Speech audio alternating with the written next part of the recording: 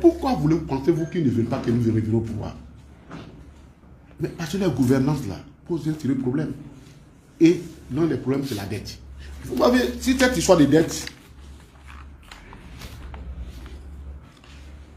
les gens croient que, bon, le même système nous a dit que nous, on ne comprend pas la dette, que le ministre du budget n'a qu'à venir nous appliquer la dette.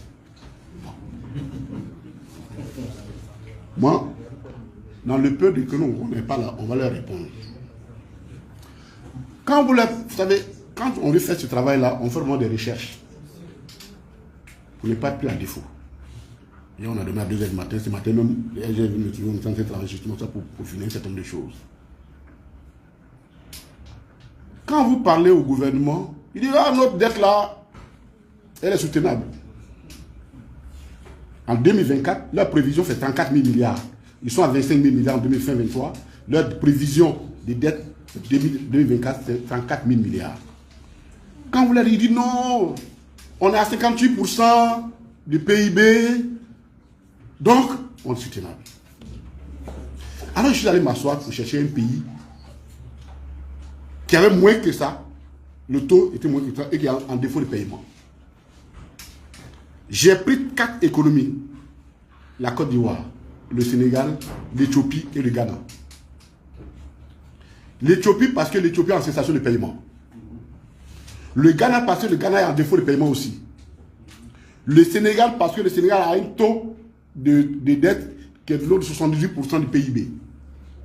Et la Côte d'Ivoire qui est pour le moment à 58,6%. Alors, c'est tellement intéressant ce tableau quand nous avons fait des études comparatives. On se rend compte qu'un pays comme l'Éthiopie, de 2012 à 2021, 22, par là, leur PIB a augmenté de 205%. Il a quasiment doublé. Même quadruplé, parce que 100%, ça fait comme si ça fait l'équivalent, ça a doublé. Quadruplé. 205% de taux.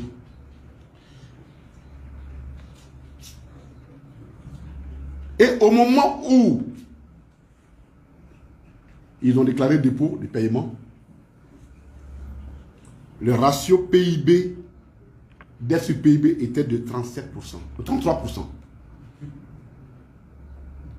Le ratio dette sur le PIB était de 33%. Nous sommes à 58%, nous on dit non, non, non, pour nous on est encore tenable. Parce que l'annonce 70%, il était à 33%. Mais qu'est-ce qui explique, si tant est que ce taux-là, ce ratio, est un ratio rassurant, qu'est-ce qui peut expliquer qu'à 33% du PIB, on soit en cessation de paiement, en défaut de paiement?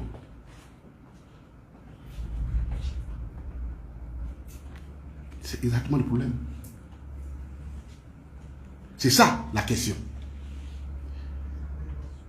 Le PIB dans nos pays africains, ça ne veut absolument rien dire. Ça ne veut absolument rien dire. Parce que si tu n'es pas capable de convertir ton PIB en recette domestique, en recette fiscale, c'est comme si tu vends du vent. Tu brasses du vent. Voici la réalité. Le PIB de l'Éthiopie fait 2 fois le PIB de la Côte d'Ivoire. Ils sont à 153 milliards de dollars, lorsque la Côte d'Ivoire a 70 milliards de dollars.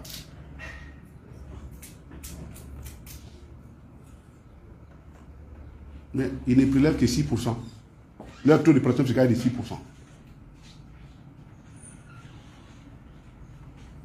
C'est la même chose au Ghana. Le PIB en 2022 du Ghana était largement de 5 milliards de dollars supérieur à celui de la Côte d'Ivoire. C'était la deuxième économie après le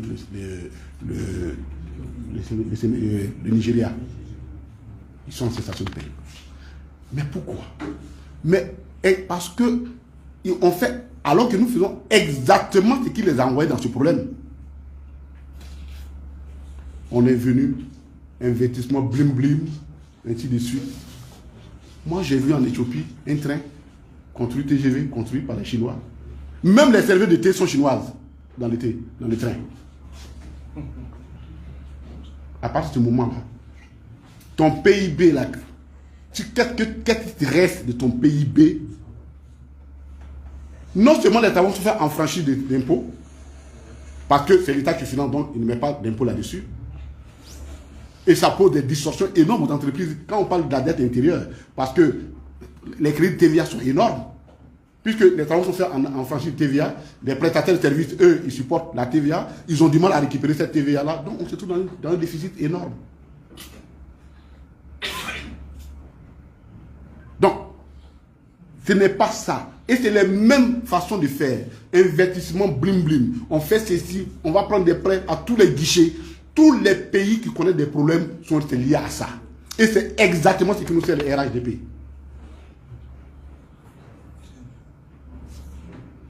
Et l'impact est réel.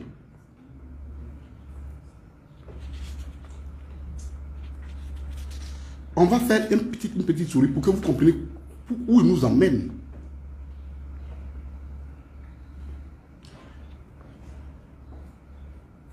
Après le point d'achèvement de PTE, on est tombé à 35% de PIB sur la dette PIB à 35%. Le service de la dette, le remboursement que nous remboursons régulièrement, le service de la dette, est passé de 500 milliards par an à 230 milliards par an. Nous sommes en 2012. En 2023,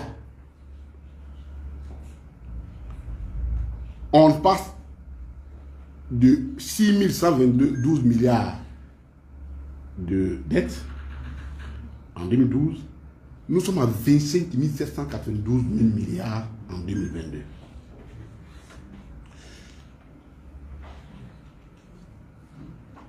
Qu'est-ce que vous imaginez?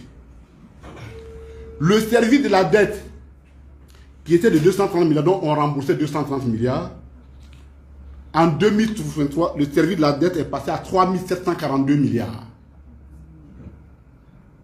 Même si tu augmentes, alors que le PIB n'a augmenté que de 30 périodes que de 92%. Mais le service de la dette, c'est 16 fois ce que nous payons en 2012. Si donc toi, tu fais 84%, c'est-à-dire que tu n'arrives pas à doubler ton PIB, pendant ce temps, le service de la dette est 16 fois ce que tu payais en 2012, comment tu fais pour payer?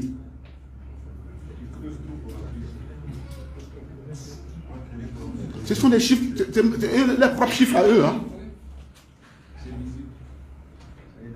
Tu payes 16 fois le service de la dette.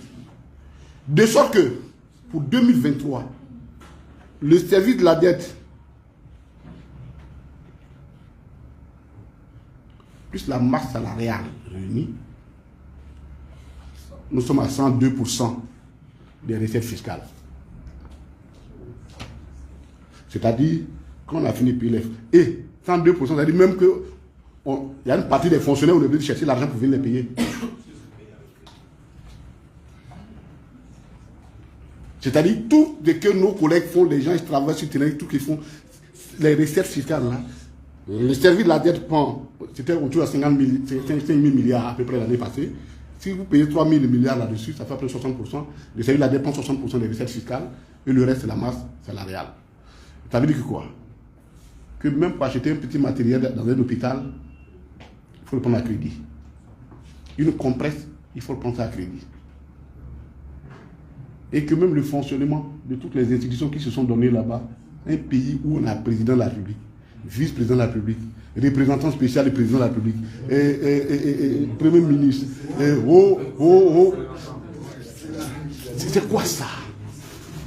Ça, pour alimenter, il faut tout ça aussi, on fait ça à crédit.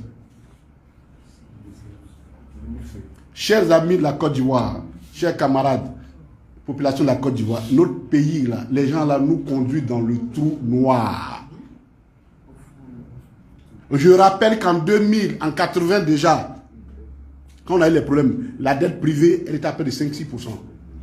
Aujourd'hui, la dette privée fait plus de 45% de la dette nationale, la dette privée. C'est-à-dire le retraitement de la dette est difficile. Et c'est pourquoi les pays ont du mal à payer leurs dettes. Puisque avant, tu peux négocier avec un pays. Quand tu prends un crédit à une banque, c'est plus facile de négocier. Mais quand tu vas prendre les eurobonds, quelqu'un a pris son épargne et vous l'a donné. Tu vas t'arrêter pour dire, moi, il faut revoir le paiement. Donc, le dernier prêt qu'ils ont pris, avec une banque, avec la charte de banque qui a fait le travail pour eux, c'est pour rembourser les échéances qui sont arrivées à terme. Donc, on est rentré dans un cycle d'endettement sans fin. Voilà ce que les spécialistes du FMI nous envoient ici. Population de Côte d'Ivoire. Et vous êtes déjà dans l'impact. Et je finis par là. Quel est l'impact sur le quotidien? Moi, j'ai reçu ma fiche d'impôt foncier. Ça a augmenté de 60%.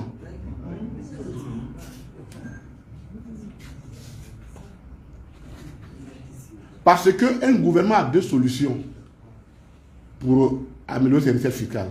Soit il élargit l'assiette, ce qu'on appelle à l'horizontale, ou alors, il donne 3, ou bien il augmente les taux. Mais quand il n'a pas envie d'augmenter les taux, parce que c'est trop flagrant, il crée des artifices. Et au niveau du foncier, il dit que ce n'est même plus le loyer. La dernière fois, on a fait la démonstration ici, que ce n'est même plus sur les loyers, eux perçoivent les impôts fonciers. Maintenant, là, eux, ça sert pour dire, nous, là, État de Côte d'Ivoire, là, on estime que ta maison, ton loyer doit être 300 000 francs et c'est sûr que tu vas payer ton impôt. C'est quoi ça? Même à Capone ne fait pas ça. On ne fait pas de braquage comme ça, à ciel ouvert. Ça, c'est déjà arrivé. Je ne sais pas si vous avez reçu votre facture d'électricité.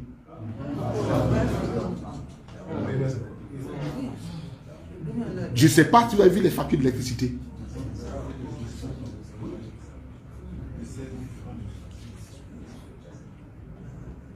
Alors que parallèlement, ils augmentent, ils diminuent les revenus des populations les plus vulnérables.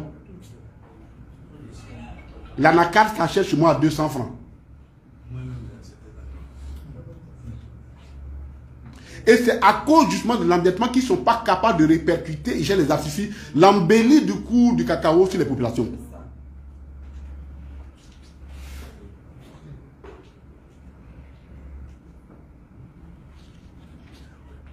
Chers amis,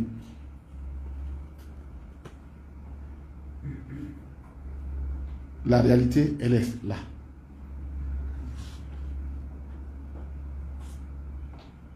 Si ceux-là restent encore 5 ans ici, je touche du bois et de mes deux mains, je touche du bois.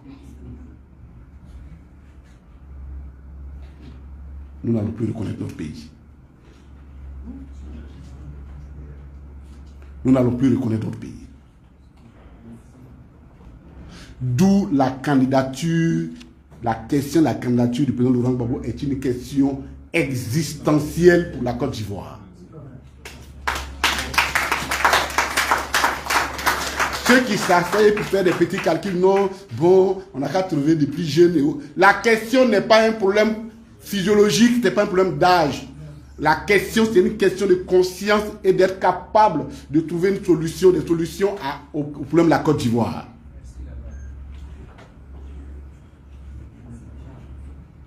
C'est pourquoi nous n'avons ni plan B, plan C, plan D, ou alors si nous en avons, le plan A s'appelle Laurent Gbagbo, le plan B s'appelle Laurent Gbagbo, et le plan Z s'appelle Laurent Gbagbo chez nous.